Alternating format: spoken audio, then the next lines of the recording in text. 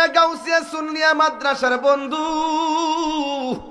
শাহজাহানপুরি কি প্রেমের বাতি জ্বললো, মাধবপুরি কি নূরের বাতি জ্বললো।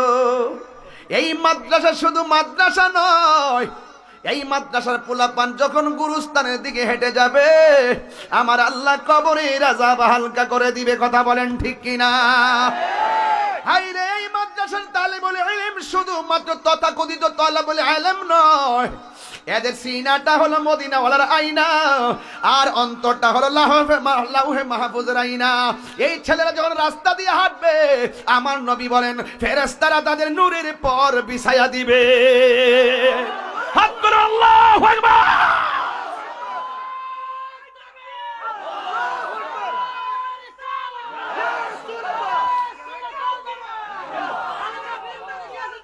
জিন্দাবাদ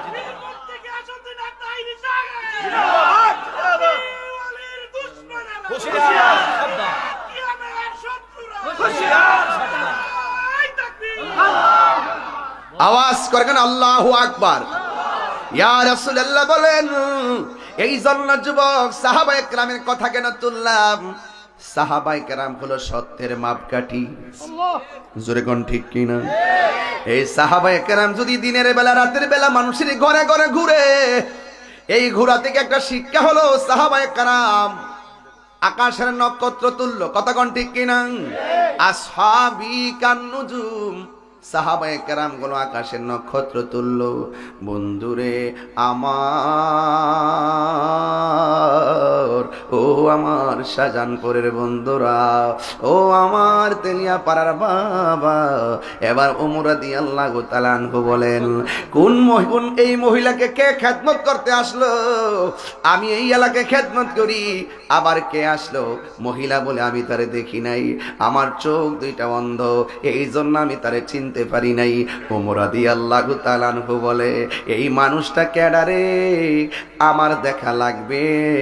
রাতের বেলা ঘরের কোনাহি যায় ওমর ফারুক বসে আছেন, কোন সেই চাঁদ মুখ ঘরের মধ্যে সেবা করতে আসে, চিৎকার মেরে কি আল্লাহু আকবার বলা যাবে না?